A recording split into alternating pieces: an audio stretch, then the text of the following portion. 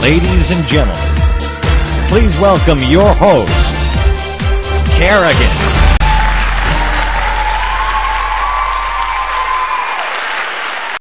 Welcome to Witchtalk. Wow. I love it. Very nice.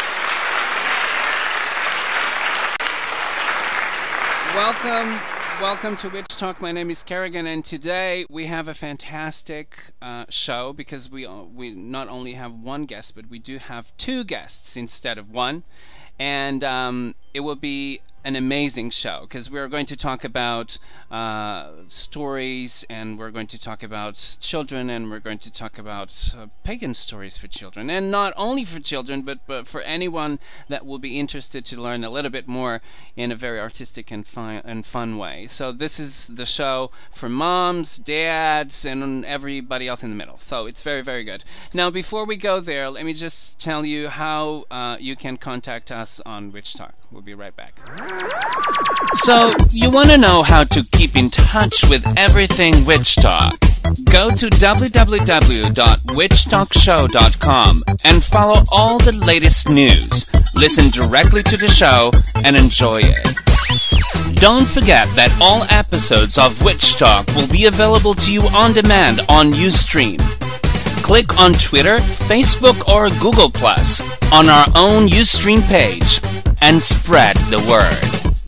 Don't forget to join us on Ustream Crowd. Go to www.ustream.tv/channel/witchtalk-show.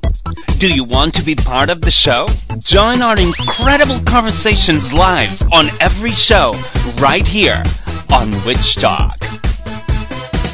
Witchtalk will air every Sunday at 4 p.m. Eastern Standard Time, or approximately 9 p.m. in most Europe.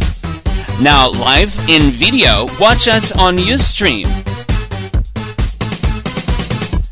Follow us on Twitter at Kerrigan, K-H-A-R-A-G-A-N, with an H after the K, or send us an email at witchtalkshow@gmail.com.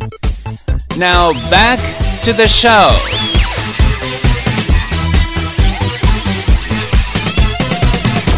And back to the show it is. Here we are with two fantastic guests today to talk about three books, actually. Three. One, it's a book of activities, but, you know, it's absolutely amazing. And we're going to have fun with it. So before we go there, I just wanted to show you a couple of things, and you know how I am. I always show you stuff. So let me just show you the website, our website actually. Oops.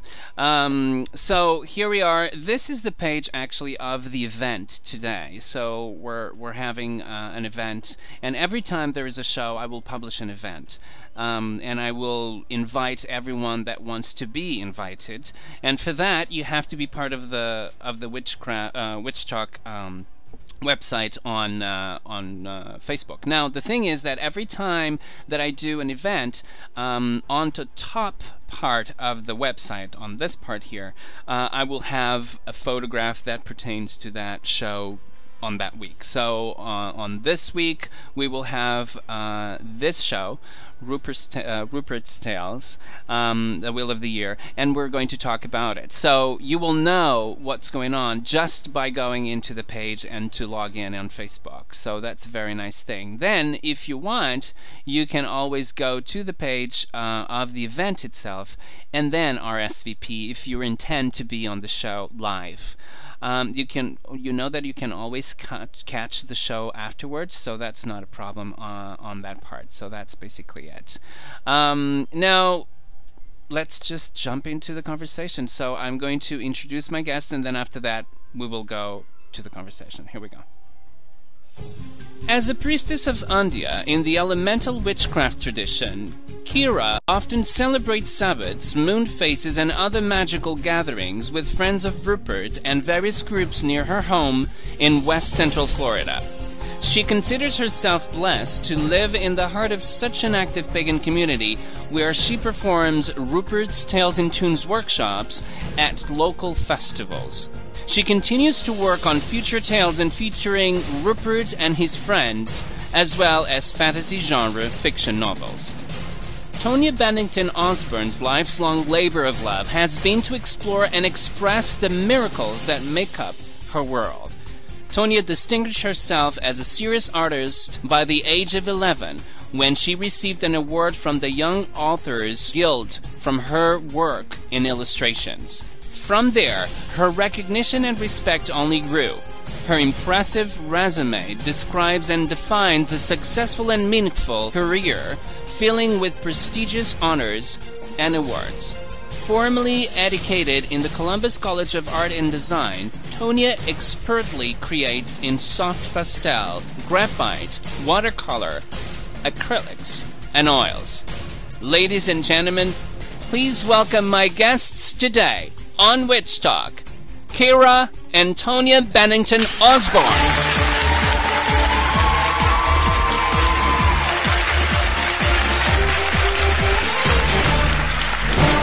Wow. Welcome to Witchtalk, Tonia and Kyrja. How are you? Good. I think we should start with the song, Kerrigan. What do you think? Oh, I don't know if you want to. Okay, you ready? Here it goes. Yeah, just a small part of it. It's really important. Okay, here we go. Go ahead.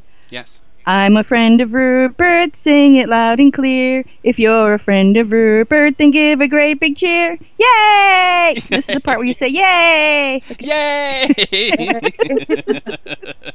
Okay, now you can say whatever you want. Well, welcome to Witchtalk, first of all, both of you. It's a pleasure to have you here.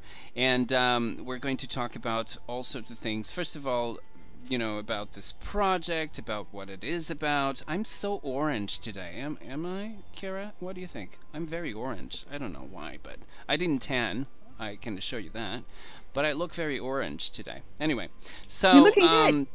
I know, but it's orange, isn't it? Orange. Your aura. It's your aura. Yes. That's because you're so excited and happy to be with us. Exactly. That's why. So all through the show, I will be this color today. So I wanted to know, first of all, who had this idea? From I did, Kyrja. I did. Okay, Kyrja. So tell me, how did it came about? You know, and why a book like this? Well, it actually started at a family gathering where my family was gathered together, and after dinner we were talking about my brothers when they're both younger than I am, and they had an adventure when they were younger. They heard all kinds of noises coming from down the hall in the middle of the night, and they thought it was a monster, and so they went on a monster hunting quest. Okay, so one of my family members said, "Oh, someone should write a book about that." My other family member said, "Well, Kyrja, you're the writer in the family." And I said, No. It was too late. It was way too late. The idea was already there. So I wrote my first children's book called The Monster Got Mom. So, and it's all in rhyme. And so I had all this rhyming stuff in my head. And at the time, I was working in the construction industry. I was a laborer. I was digging ditches for a living and driving heavy equipment. And so that really didn't take up a whole lot of my thought process, okay, other than safety, of course, okay. Yeah. So I had all this rhyming in my head, and the Sabbath of Beltane was coming up. And for some strange reason, if you're a writer, you have this pressure in your head that all these characters or people are always vying for your attention to write their story. And Rupert was one of those people in my head. I hate to say people, and I hate to use the word character, but he was in my head saying, "Hey, it's my turn. Hey, it's my turn." And one day I was working for 2 hours, and I knew that I was done. I had to go home. I had to go right now. I had to go write this story. So I told my foreman. He knew I was a writer, and I said, "I have to leave for the day. I have to go write a story." And so I did. I went home in my dirty jeans and coveralls and all that, and I wrote down I sat down at my computer while I still had mud on my boots, and I wrote Rupert's first Beltane. I didn't stop until I was finished because it was time. Yes. So that's how it came about. It's absolutely amazing. First of all, let me just congratulate you both for this amazing thing, because I always said this, and I said this before. I'm doing this for a couple of years, and you know, one of the things that I said was that there is no children's books. There's no children's books, and you know, sometimes there is, you know, like a fairy or this or that, and you know, it's the tale of the fairy, but there is no books that will kind of, you know, teach you how or what it is, you know, especially the festivals. I mean, it's absolutely amazing. And then I think it was Indigo who called my attention to this book, and she said, you know, this is amazing, because, you know, not only the artwork, but the book itself is absolutely amazing. The stories are beautiful. They're so absolutely, you know, gorgeous. The book itself, it's gorgeous, but it's also very informative for, you know, everyone, you know, not only children, but everyone. That's exactly right. Yes. Yeah, yeah. And the thing is that, you know, sometimes you have a friend, right, that don't really know what to do, and you really want to gently tell them how things are. So this is the book. This is the book, people. It's absolutely amazing. It's very nice, very beautiful, and I think that it's one of my first books for children for you know, concerning paganism. I never seen one. I might be wrong. There might be some out there, but like this one, I don't think so. So let me ask you this: Rupert was always. How did you come up with this? It was him. He was there already, right? He was already there. That's something that Tonia and I have discussed over and over again. It's just he knew us before we knew that we were the ones that were chosen to tell his stories. Mm-hmm. Mm-hmm. And that's amazing. That's amazing. We connected in such a strange way. I knew her brother long before I knew her, and he was working in the construction industry as well. Sean and I worked together, and I originally wanted my sister to do the illustrations because I'd like to work with her, and she's an artist as well, but she was a single parent to 3 young children and just did not have the time. And so I was complaining to Sean one day that, gosh, you know, I've waited long enough. I need to do something with this. And he said, I told you before, you know, you need to contact my sister. And he called right then and there. Now, Tonia was not feeling well that day. So when he called her and he said, look, you know, I've got this friend, da-da-da-da, and she was like, yeah, right, whatever. Okay, send it. Yes, I admit I did do that. And it was an inauspicious beginning, okay? Yes, yes. But then just a few days, maybe a week later, whatever it was, she sent me this JPEG of Rupert, and I just fell to pieces. Absolutely fell in love. That was Rupert. There was no way that anything ever could be Rupert again. This was Rupert come to life. And amazing. we have gone forward in such an amazing way. And from the very beginning, Tonia was so respectful of everything it is that I was looking for. Yes.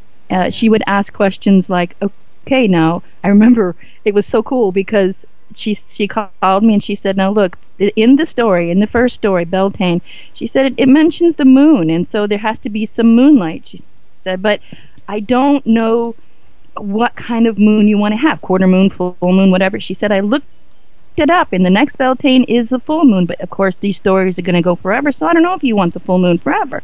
But I was like, whoa, you know, she really gets it. She cares. It matters. Every little thing matters. Do you want, you know, this person's hair color to be this? Do you want this? Do you want that? Is there some symbol that's important to you? Every step of the way, she was like, what do you want? And I didn't know that she didn't have those answers, because it never occurred to me to ask those things. Yeah. So she makes me sketch everything. It's very important for the artist that it's, you know, illustrating a book like this. I mean, you know, there are other books that, you know, you have once in a while you have an illustration just to kind of, you know, go with it. But this book is made of not only text and the story, but it's greatly relies on illustration, because the whole book is illustrated heavily. So it's very important, I think, for the artist to really be in synchronicity with the author of the text. Now, let me ask you ladies this. Do you and Tonia, I wanted you to tell me this, because sometimes you're just an artist, you work, and sometimes you just do you consider yourself a pagan? I've been asked that question before. I know.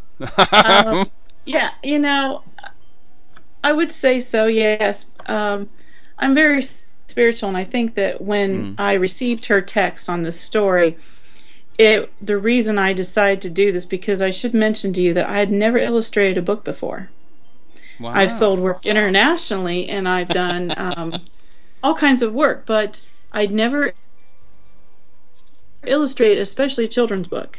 And yes. when I read the story, it was so important to me because my ethnic background is Irish. And yes. so, I grew up believing these things and was just taught them, they thought they were old, folk stories or old wives' tales, not realizing that this was a way of life that has been passed down.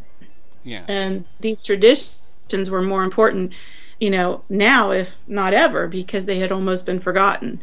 And so when I read her story, I was so pleased to see that somebody took the time to actually put this in a story form that's not for just children, but for any age. So when I started to illustrate it, it was really tough, because the second thing you have to realize is that we had never met. She was in Florida and I'm in Ohio.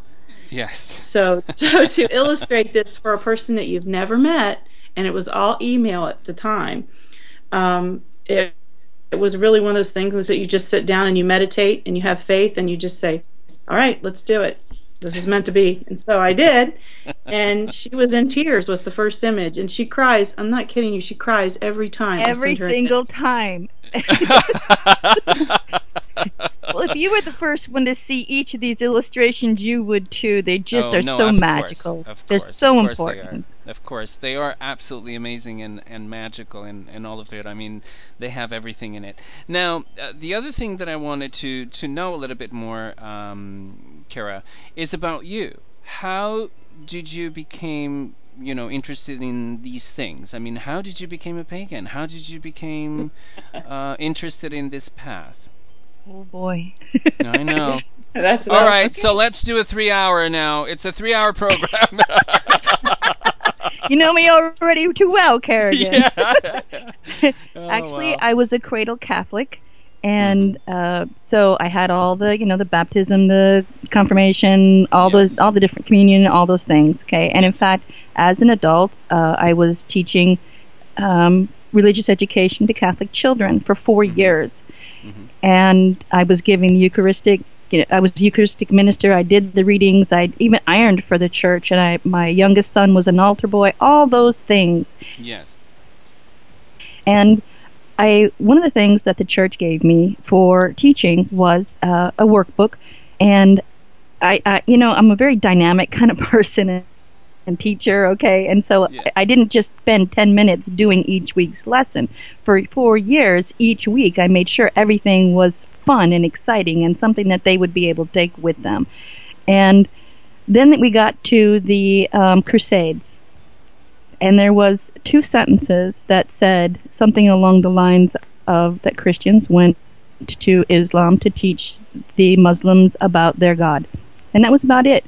And I said, no, no, there's an awful lot missing here. I mean, I get that they're 4th graders, but no. And I knew that I could no longer perpetuate that thought process. I could not be a part of that. Because it's funny, Kerrigan, even though I was teaching religious education to Catholic children, what I was actually doing was teaching my faith and not the religion. Because I would tell them, what's most important is your personal relationship with your God. And I told them Lutherans will tell you have to bring a yellow rock to church on Thursdays in order to be saved. Baptists will tell you, for example, you need to bring a red rock on Tuesdays in order to be saved, etc., etc. I gave them several different examples like that. And I told them it doesn't matter how you kneel, sit, or pray. What matters is your personal relationship with God. And that, I discovered, was not what Father Joe wanted me to be teaching. Oh, so, yeah. Wow. I would imagine, yes. Yeah, no. So I was teaching tolerance and acceptance. I was actually teaching paganism, as it turns out. Yes, and I didn't know that. All I knew is that I could no longer perpetuate this wrongness because there was so much more to tell, even at a child's level. And so I told the director of religious education, no, I can't do this anymore. And everything, we parted amicably with no problems whatsoever, but I did not even know the word pagan to use. And so I did an online search. I live in Pasco County, Florida, and after looking and not finding what I was looking for, I finally found the word pagan and thought, I think that's it. I didn't know, and I typed in the word pagans in Pasco County, and guess what? There's a Pasco Pagans group here. Okay. So I hooked up with... I love to say this line. I think it's from Casino Royale, the movie, Casino Royale, 007. Yes. And I think that he says there's someone in the beginning of the movie that it's kind of a villain, but he says the first thing that you have to understand is that we are everywhere. And although it was a 007 movie, that phrase, it's true. I mean, it's true. We are everywhere, and it's a wonderful thing. It really is. Even the most tiny of the villages. I mean, we're there, which is great. No, go on. I'm sorry. Okay, so we have lots and lots. It turns out we have quite a few pagans in the Newport Richey, Florida area. And in fact, there's several different groups here. And so I started going to coffee nights at Starbucks. And I think that probably every Starbucks is the secret witch haven. Okay? I think that's where we have our coffees. They should start advertising that. Oh, no. You just revealed the secret. No. Oh, man. Yes. So anyway, I became I don't want to say integrated. That sounds like some sort of conversion process here. Okay, yes, that's not true. Yeah. Okay, but I became educated and I got a better idea, and then I started from there. So I am so glad to have found my home in paganism. It's very different. It's very difficult to kind of for some people it's very easy because they are actually belong to a family which the mother and the father are both pagan, for instance, or whatever. They didn't really kind of begin with something like Catholicism or Roman Catholic or whatever it is. So they didn't really they didn't do the transition to something else. And sometimes it's very easy, sometimes it's very hard. It depends on the family. So did you, any of you, had any problems with the family about this? Oh, did I just open the can of worms? I did, myself. I was raised by a my parents both worked, and I was raised by the Amish Mennonite community. Wow. And in that community, the people that raised me was a very they still are a loving family, and they accept me no matter what. They actually encourage it's called Rumspringa, where you get around the age of 16. That's where they encourage you to go out and find your own way, to decide what is best for you. And if the Amish way is your choice, maybe you want to be, a Catholic or pagan or whatever. So they had actually encouraged me when I was around 12 to start, appreciating all forms of religion. And so they took me to different churches because they were actually they had a singing family that would go and perform. And they were very open and accepting, and they still are. And I am lucky in that sense because I had them to support me in my personal growth. But my mother and my father have never really discussed it. they've always been kind of closed about everything.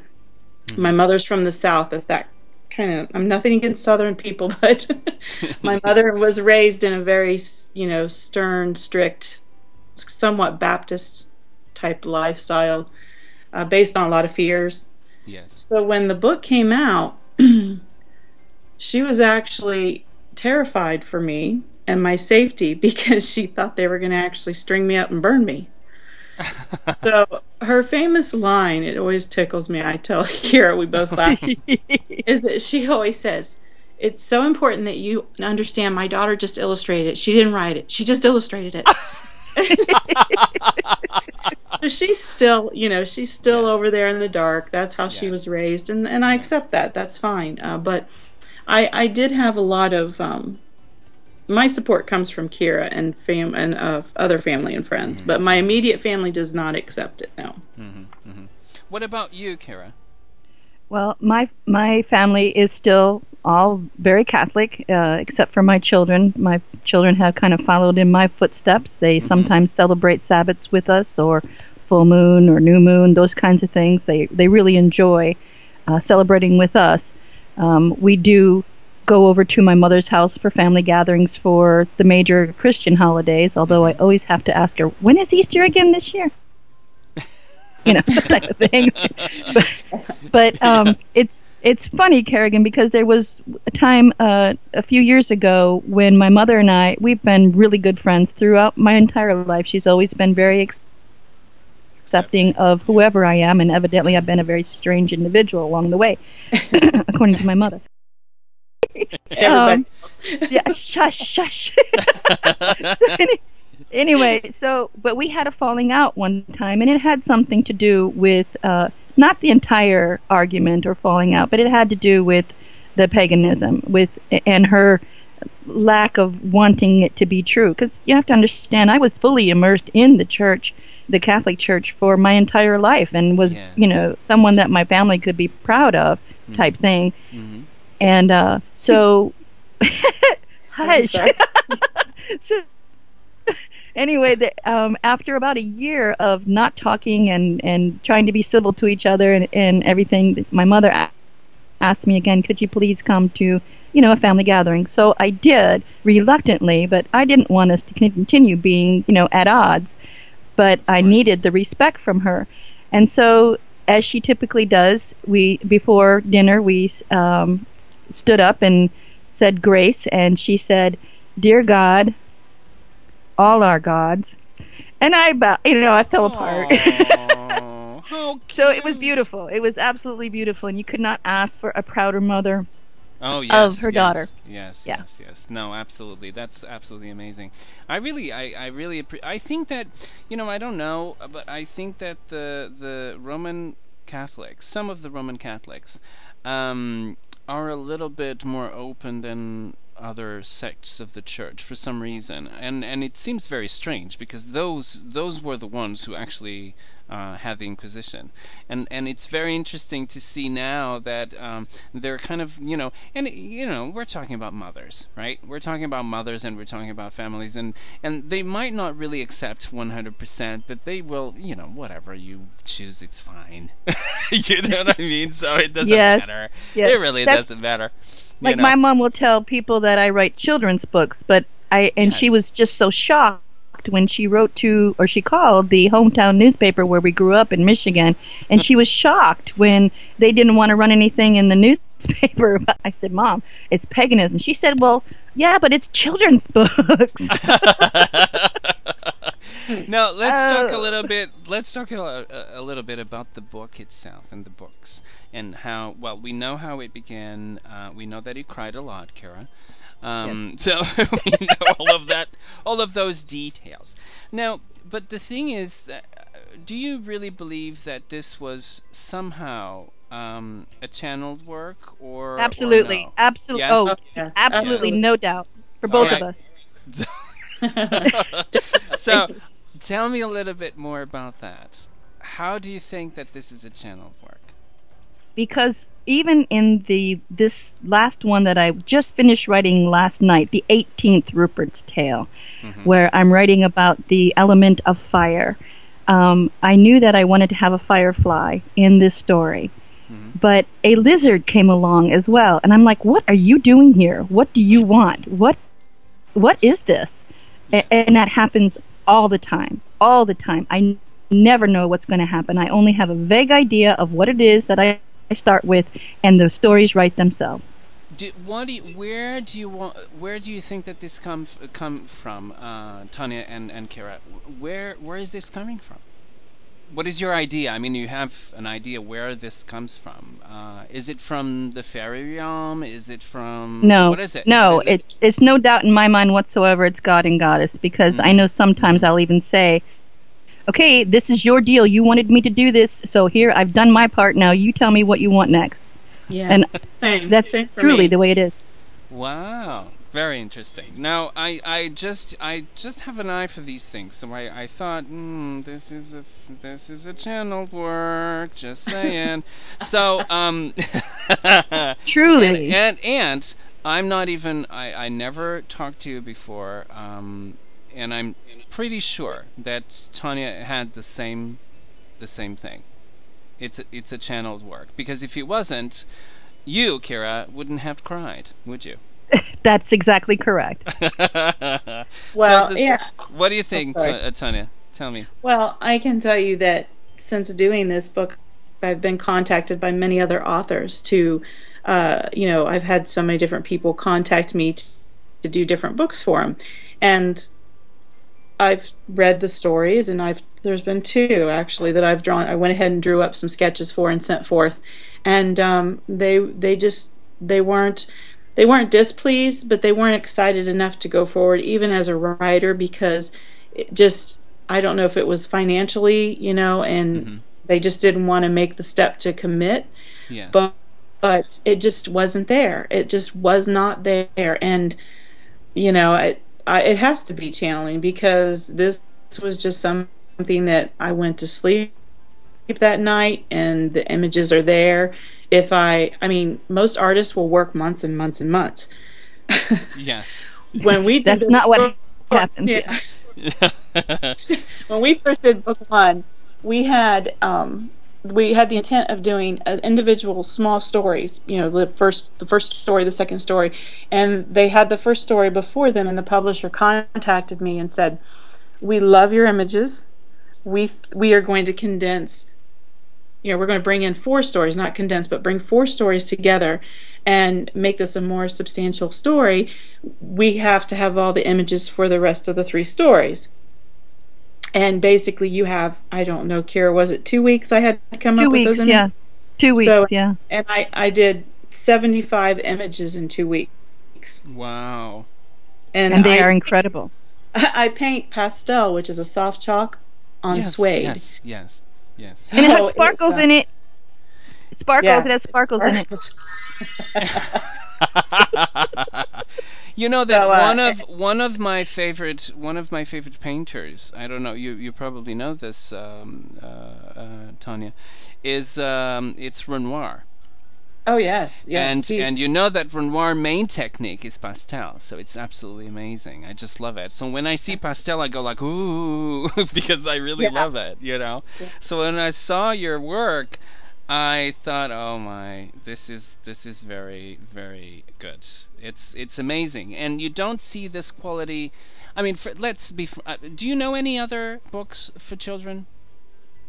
Pagan books for children. I've seen one that was, and I can't quite remember. It was something about the littlest witch or something, but it really wasn't. It wasn't about paganism. It was more of a storyline. Yeah, that's what I'm saying. Yeah. So I don't believe that there is, and forgive me, people, if there is an author listening to us that say, "Oh no, my book."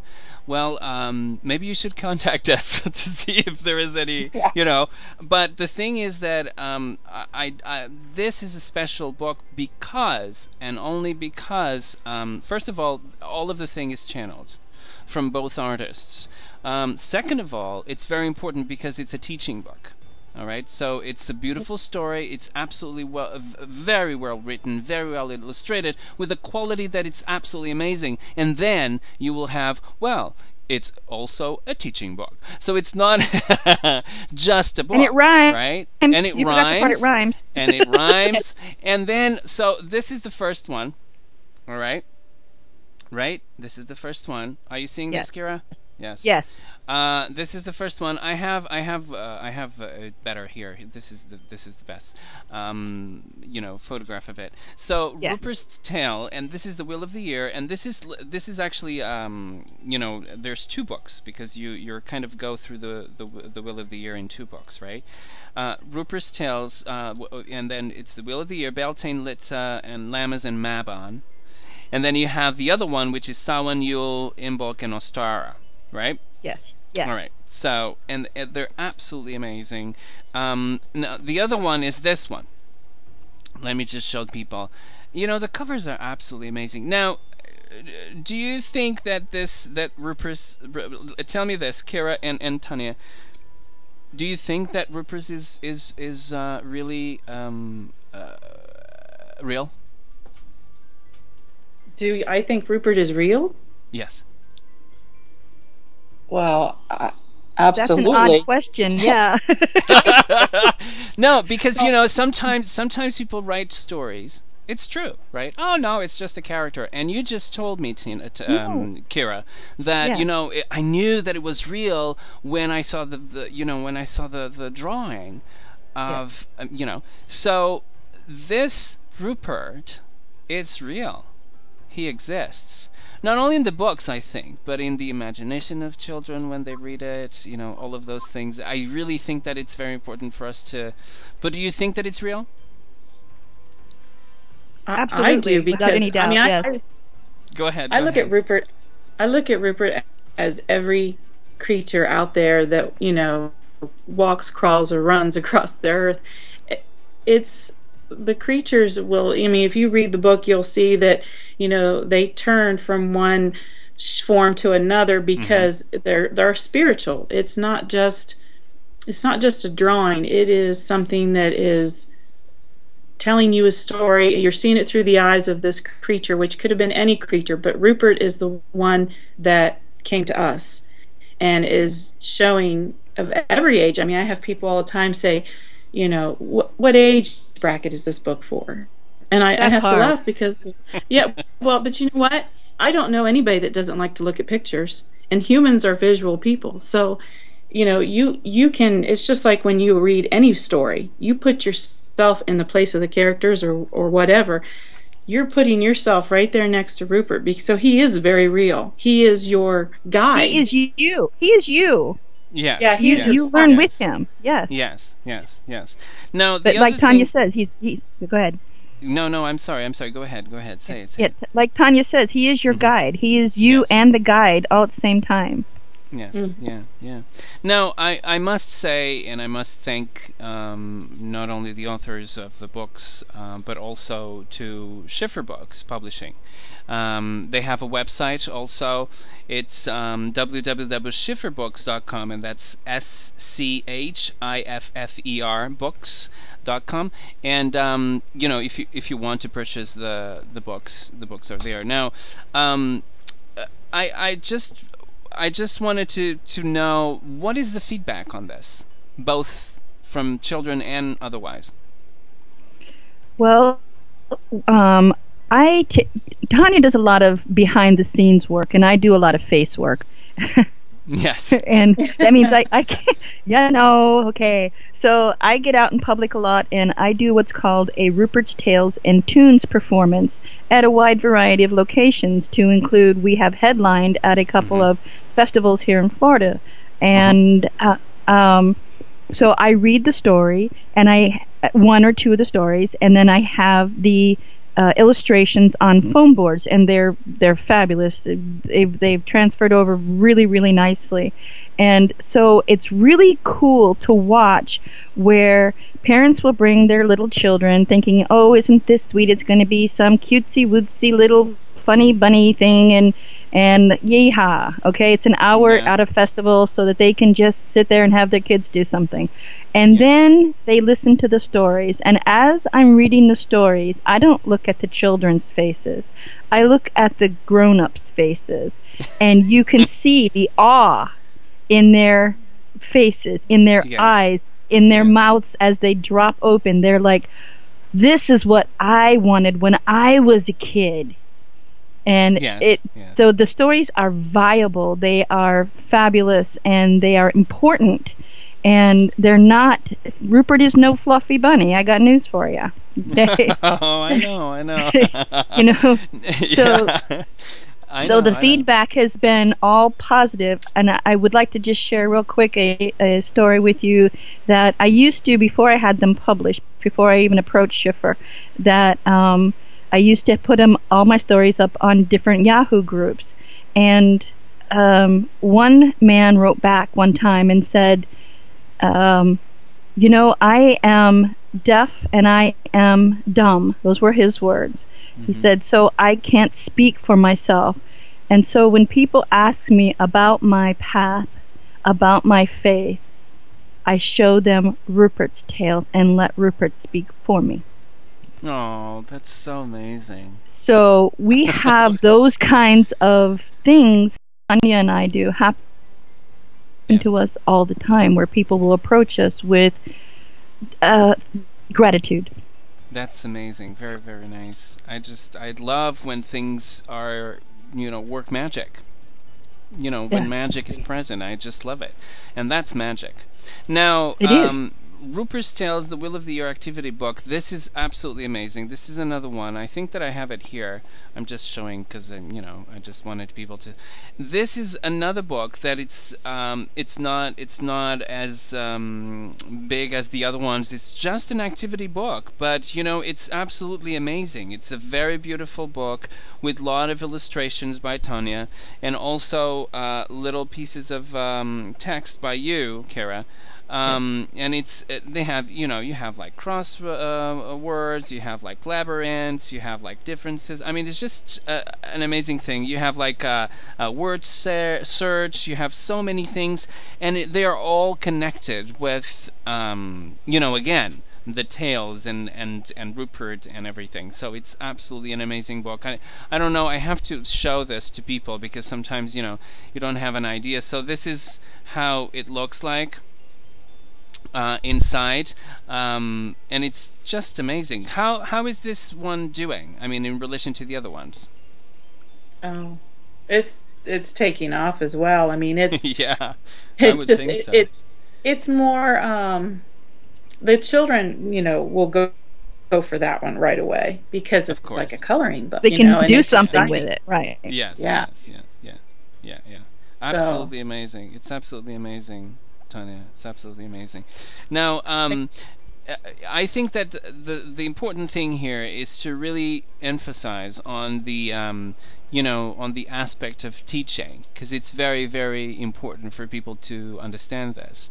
Even mothers, or fathers of people that are, beginning to see paganism, or if they are pagan, this is a wonderful, gentle way of, a Christmas present to just tell your father and mother that you're pagan. Well, if you want to know, there have been friends of mine that live here close by, and we've been friends for a long time, and they have actually asked me, could they take some of my stories to Christmas to introduce paganism to their family, and they have, and Rupert has helped them along the way. Oh, that's so great. I just love it. So he's doing what he's supposed to be doing, what we have been tasked to do. So absolutely. Now, I'm going to begin with Kyrja. Kyrja, what is your favorite story? I know it's kind of like asking you which one of your children do you like the best, but but from all of them, I mean, what is your favorite? Well, for me, I like I think I'm pretty sure, I'm not sure because each one is so different, like you say, like your kids. But I think that Rupert's Imbolc invitation, the Imbolc story, and I think that's Tonia's fault because there's an illustration in there. There's an illustration in there where it's talking about awakening the spirits of spring, and she has a little boy banging pots and pans together. Yes. And it's really cool.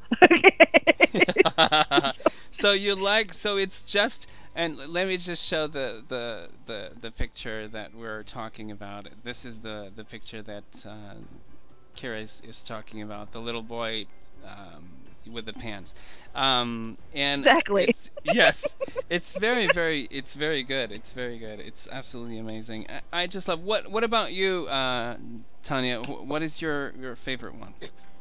I'm gonna have to say his first Beltane, because to me that's where he came to alive. Yes. Basically, yes. And I like that one because it represents the god and the goddess and nature and earth, but it also shows Rupert being very respectful and humble. And my favorite image was of him. It's right on the contents page. And it was where he is hiding in the grass because he's a little bit afraid, but there's so many lessons in that story about not being afraid to go forward, and what bigger fear is there? Yeah. I turned green. Oh God, I turned green. Well, it's you the were color worried of about the orange. witches. I know. It's the color of the witches. So, yes. So these are just absolutely. I mean, I can't tell you how beautiful all of the images are and everything. I mean, it's just absolutely amazing. Let me see if I can correct that. Oh, here we go. I just corrected it. So. Here I am again. Let us share a little something with you, Kerrigan. Okay, yes. Is that when as the author, okay, I am taking these books and showing them to people, and they flip through them and they go, "Oh, these are such cool pictures," and I'm like, "Yeah, okay, great. I'm the author. Hello, okay." Well, the font is really nice too. But it's a picture book, of course. So yes. That's what they're doing is looking at, and I get that. I'm just, like, fine, okay. But I know that when they read the stories, they'll be really pleased, and everything will be great. But what's funny is that I was telling Tonia that, and she said, "I have just the opposite." Yeah, I have just the opposite effect.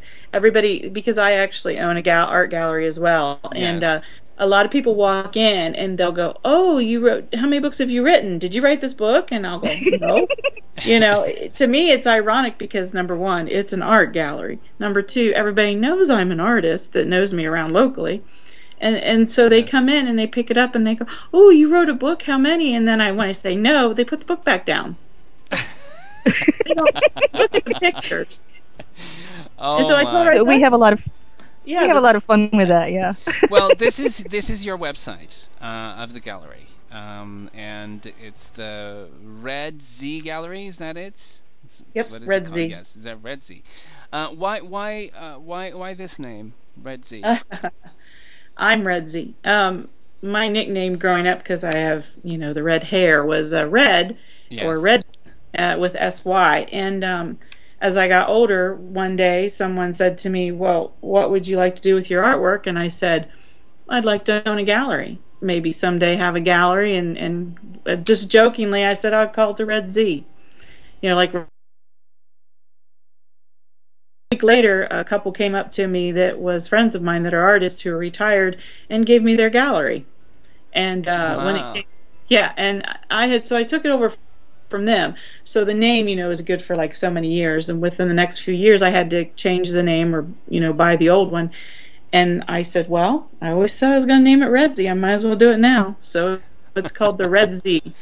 It's absolutely amazing. We're browsing, Tonia, right now. We're browsing through some of your artwork, incredible artwork. I just love this Moko. one. Yeah. It's absolutely amazing. I just love it so much. And we're just looking at it the afternoon. We're just browsing through them, and it's absolutely amazing. It's very, very nice. So where is this? My gallery is in Yes. Mount Vernon. It's in Mount Vernon, Ohio. Okay. So if you want to go there, let's just say the website. The website is www.the.red.z.gallery, and that's the and then red, obviously the color, and then Z and then gallery. So .com. So you can actually visit the gallery if you happen to be in Ohio, right? Yeah. Yes, certainly. Okay. So I don't know why is this not showing. Oh, okay, here we go. And any other projects for you, Tonia? Like any other books that you just said that you were contacted by somebody about this. I was contacted. There is one other book that is within the pagan community that I'm working on, and it's called Dragons in My Room. By a lady named I call her Kiki. I'm not sure what she goes by. Kyrja would know better because she's with Spiral Rhythm, actually, the pagan group called Spiral Rhythm. Yeah. Kerrigan. Yeah. Wow. But other than that, I have to tell you, I'm working on The Monster Got Mom with Kyrja, and she has we just finished book 3 that'll be coming out, and we have we have a lot with just Kyrja going on. It's just amazing. It's really, really amazing. Now the other thing is that I want to show everyone your Friends of Rupert website, which is absolutely amazing too. Let me just show you here. Here we go. This is the website that you have here, featured products. So you have the books here, and you can buy them through here, right, Kyrja? I think. Yes, you sure can.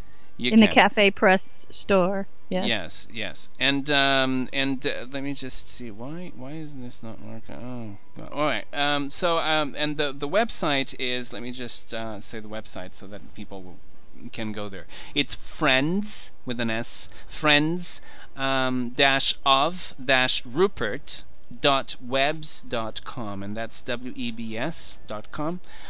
So friends-of-Rupert.webs.com, and you can actually look at and you have a lot of things here. You have the Rupert's Tales and Tunes, recycling events, Rupert recycle songs. I mean, all of these things are towards always acknowledgement, knowledge, so it's not really just a story, it's a movement. No. I think I just created a phrase, a punch phrase for you. It's not just a story, it's a movement. It's a movement, that's right. Yes, Friends of Rupert, coming to you. Yes, exactly. Join our army. Exactly. So it's absolutely amazing, and it's really, really fun to see how well, first of all, the quality of the books, and then the other thing is how you can reach the people. Now, the other thing that I wanted to ask you is the not so good. If you had any other not so good impressions on the book, I mean, were there any fanatics that said, this book is evil or something like that? Not yet. Not yet. Well, okay, all right. I did. Oh, you did? Really? Yeah. See, we did a great, last year we kicked off book 1 with a huge book signing events. Kyrja did the festivals and I did the one-on-one with the actual shops, and we covered pretty much Ohio, Pennsylvania. I mean, we went clear to the borders. But I had one lady in my local hometown where I had the best book signing of all, and she called in and said, "I can't believe that you're selling these devil worshipping books to children." And Anne, who owns our local bookstore, Paragraphs, is an amazing and intelligent, beautiful lady. She just took it with all stride, and she said, "Oh, well, thank you. I'll make sure I put them right next to the what did she call it? It wasn't porn, but it was a sexuality section." And the lady was horrified and hung up. Now, that was the only one call we had. but it was enough, and it made me feel so good because Anne is she's so amazing. I Go, mean, Anne, go. Very nice, very nice, very nice. And you know, just give are you going to be with her? Yes. to be with her. I mean, with this lady. Are you going to see her again? Oh yes, she's the shop next to me now. Yes, I just moved next door to her. Oh, okay. So give her a big hug from Witchtalk, so that you know, celebrating her wonderful line. Oh, I will. On that day. Yes. I just love it. Ladies and gentlemen, this is Kyrja and Tonia, and the author and illustrator of Rupert's Tales, and also the Rupert's Tales activity book. There are two. Now, the other one, it's one of the things that it's very, very people have a little bit of difficulty. It's to teach children about death and about Samhain. Because Samhain is a festival of the dead and of the ancestors and all of that. How did you get around this? Because this is sometimes the problem with parents, is that they're fine with Yule, and they're fine with Beltane, and they're fine with Lammas and Mabon, and everything goes fine until Samhain comes. And then now you have to tell the children about death and about, you know, about the ancestors and about the old ones and all of that. How did you get around it? That was one of the questions of the email. It was actually pretty easy for me because I was dealing with actually the death of a wonderful lady by the name of Miss Betty. And so I dedicated that story to her, by the way, Miss Betty. And so, again, it's hard to explain how things come about, Kerrigan, because it is so very, I open a blank page and I start writing to see what's going to happen. Okay, so it's really amazing to me how the story comes about. So all I know is that I wanted to honor Miss Betty in this story. And this is not one of the stories that I read at a festival or any kind of gathering unless it's more quiet, it's respectful, because this is not a fun story. This is a toned down, the little girl, her name is Becky in the story, that she finds Rupert, and even though he's afraid of people still at that point, or at least nervous around people, he lets her gather him up in her arms, and he ends up being in circle with her. The high priestess comes into the forest looking for Becky and says, "Come on with me and bring your little friend too." And so Rupert goes into circle with her, and she closes her eyes. The high priestess, addresses death, saying that nature is nature. This is the way that we're all going to reach our end at some point. But however you choose to celebrate it, however you choose to address it, it's okay. Whether it's with laughter because you're remembering good memories, or because it's with tears because you miss somebody, it's okay. And because of the magic involved in the circle, just the regular everyday magic that you and I all experience in sacred space, nothing, hocus pocus about it, just the energy that everyone is in to circle together. Because of that, Rupert is able to connect with Becky and hear what she is thinking, what she is feeling, because he sure has no idea what brushing the hair is all about. But her grandmother had just passed, and she was sad because she was gone. And so she remembered her grandmother brushing her hair all the time. So it's using that memory. My own grandmother brushed my hair when I was little, you see. So it's bits and pieces from all different places. Yeah. So no, I wanted to read it. There's two things that I wanted to read, and it's I think that summarizes in the sound. Please. So we're actually looking at the Rupert's Tale, the Wheel of the Year, and this is the second one. It's Samhain, Julian, Boken, Ostar. And on the Samhain, in the end of the Samhain story, it says this: Samhain is remembering and holding those who died near in our hearts.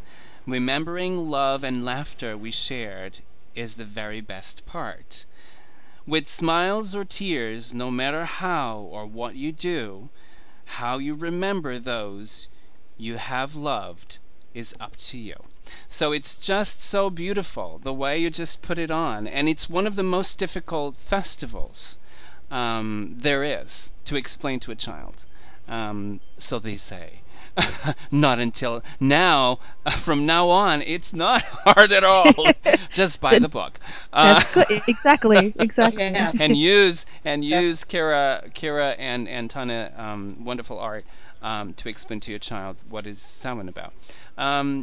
Because this was one of the concerns that people when they email me, that how do you do it for Samhain? How do you do it? So here it is.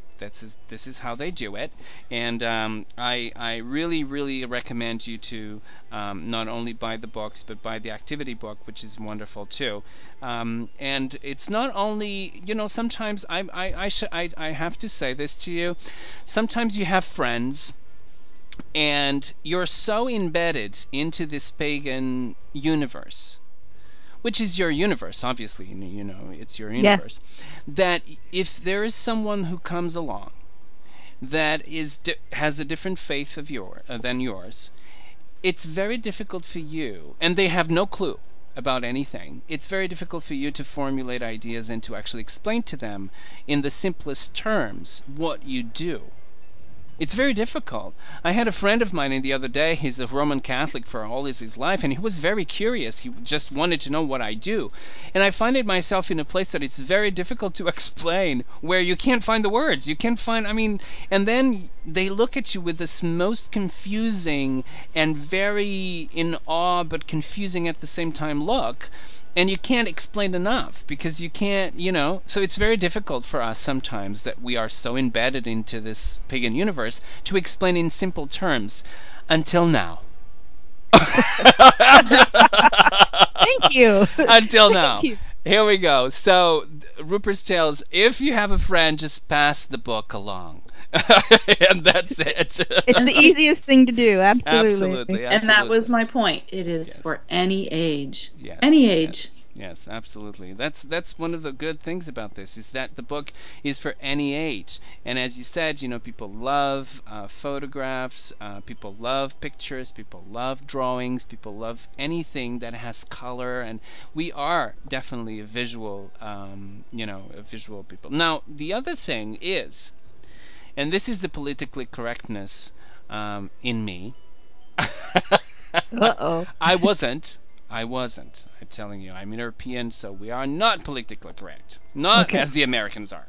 So, but I'm thinking, did you ever consider to do this in Braille? For children, they can't see. They're blind. Blind children. I want to answer this, Kyrja, real quick, if you don't mind. Please. Go ahead. Kyrja has thought of everything that you can imagine. Of course. We not only want it in Braille, we want to give children their own Rupert that's stuffed, that they can carry. We want to give them Hey, you everything. said that word. You have to say the other word. You can't What say did I stuff. say? You said stuff. oh, You didn't say huggable. It's got to be huggable. But we want to. She has done all of these things and put them out there. Yes. But with everything in the universe, it takes time. When it comes to putting it into Braille, that's something that we have approached the publishers with, and we have to wait for them to go forth with it. Yes. But we would love that. I would personally. Yeah, Absolutely. Yeah. No, it's great. It's great, and I really think that it would reach other children, and even if now the other thing that I think that I don't know, but probably Kyrja had already thought about it. Who am I kidding? A CD, a CD not only with the tales, but read by you, Kyrja. Well, again, that we have to wait for the publisher to decide what they're going to do with quite a few things, because that's their call. And with all kinds of piracy going on with electronic anything, Schiffer is very, very firm on doing everything they can to protect the work of their authors and artists. So our book, of course, even though the technology doesn't really exist at this moment to do it justice because of Tonia's illustrations, we have to wait for Schiffer to decide how they're going to address, the piracy issues and those kinds of things. So yeah. I right now just bring me to festivals. Yes. and that can be a little quite the experience all by itself. Okay. Exactly. So if you want, if people want to have you in their event, what do they have to do? Here, the first thing they have to do is this. They have to be excited. Okay. So after that, what do they have to do? They just need to contact her via email through the website or Facebook, whatever you have accessible. You contact her and she will be right there. We have to say that you have both of you have a Facebook page, and also you have a Friends of Rupert, right? Page on Facebook also, and it's very, very good. And so if you want to have them, people, and I'm addressing all of the organizers of these events. I'm talking about pagan prides. I'm talking about all of those things. If you have children, and you're more likely to have children in your camp, this is a wonderful opportunity to have Kyrja and to have her in your event, and to actually have something for the children to do. Go ahead. Okay, thank you. I'm sorry to keep interrupting. No, it's fine. You should be used to it by now. So anyway, we're actually doing 2 festivals this weekend coming up. We're driving for 3 hours down to Bonita Springs to do the Ostara Nights Festival at Summerland, and then we're driving back that same night on Friday, and then the next day on Saturday we're going to drive another 3 hours to go east to Lakeland, to the ranch, to do another Rupert's Tales and Tunes with the Phoenix family. So it's going to be a really busy weekend next weekend. It's absolutely amazing. I love it. I really do. Now, one of the things that and I've been to I've been to a lot of festivals like this, and there's nothing for children. Nothing. I mean, for the ones that I went, or if they have something, it will be like a one making, or something like that, which is really fun, but it's really not. It doesn't engage the children in knowledge, and that's what I really am looking for in activities for children, because we all can put glitter in a stick. Not all of us can actually teach children about Samhain, you know what I mean, or about the festivals. So that's what it's special about this, and I really, really am addressing all the organizers of festivals throughout the country, and who knows outside of the country, that will have you, because both of you, because absolutely, if let me just tell you this is very interesting. And this is addressing to Schiffer, we need this in other languages. All right, we need this in other languages, because we have a lot of people in Brazil, for instance. We need this in Portuguese. We need all, and if you need somebody to actually do that, I have the contact of the people who can actually translate it, and they're pagan too. So Latin America, it's a huge market. Schiffer, look at this, please, because it's really important. There's no, as far as I know, there's no books in Portuguese for pagan children. So this would be, Brazil is huge. It's a huge country with a lot of people, and let me tell you, a lot of pagan people. So it would be absolutely amazing, and I can even provide the contact for Kyrja and for Tonia to go to Brazil and to release this book. So I'm down with that. Yeah. Yeah, you should go with us, though. You need to go with us if we go. I will. So the thing is that it's important. It's important because it's important for the children, and it's important for the adults also, because sometimes it's just I'm having this event with you in there, but mom is with me, and she's not really a pagan. She just came with me just to see and to hang out. Here you go, Mom. you know. This is what I do. So you can actually, it's a whole experience. So not only for children but for everybody else. So it's very, very nice. And you know, I'm talking about Brazil, but there's other countries that you know. We just had a lady contact us from Sweden that asked us if it's possible to get it, and so I have forwarded. I always forward the requests to Schiffer, so because you never know when they're going to say yes, and sometimes they do, and we're really excited to get our furry friend everywhere in the world. Yeah, no, absolutely, absolutely, and it's needed. I do need to say, though, that Schiffer is an amazing company, but they do have a sister company in Australia, Asia, and the UK. Now, in the Asian market, I'm not sure if it's translated or not, but I assumed it was. But they do sell our books, are available in, Japanese or whatnot. If you go on Amazon, you can find that out. That's actually great. They have them listed. So they do you know if it is a translation or it's just the book? I don't know whether it's translated or not. It might just be in English, but that it's available there. I don't know. Yeah, we're not sure, but we do know they have them available. Yeah. Well, because this is a children's book, I would think that it would be very nice if it would be translated into the language of the child. Well, that would mean that we have to have enough sales, Kerrigan, in order to warrant it. So, yeah, we love your support. Thank you. Yeah, well, I'm just saying, Schiffer, we need this in more languages.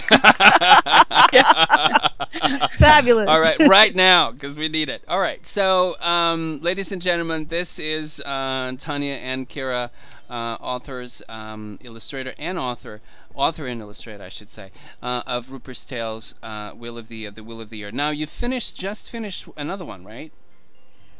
Yes. Well, okay, our third book, our third hardcover comes out fall of this year, 2012, and it's Rupert's Tales, Rupert Helps Clean Up.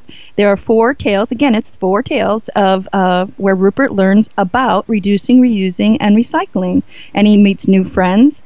And so this is going to actually open Rupert up to more of the mundane world, as it were. Okay, so although pagans will not necessarily notice any shift in any way, shape, or form, because like Rupert will say, hey, Melvin the Mouse is saying, people are people and they're not like you and me. And Rupert's like, dude, I've seen lots of people come and go without leaving anything but their footprints behind. So pagans will recognize themselves in that scenario. But this opens it up for everybody to come and meet our furry friend. Yes. Now, tell me, this is the last question that I have for you.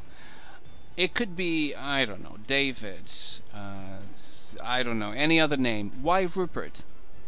I don't know. All right. That's his name. All right. I know when he first came to me, I was like, Rupert, that is such a weird name. I said, I'll change it when I actually go to write it. But it wasn't possible. It just wasn't. Rupert was Rupert, and he existed before I knew that he was there. And that's that.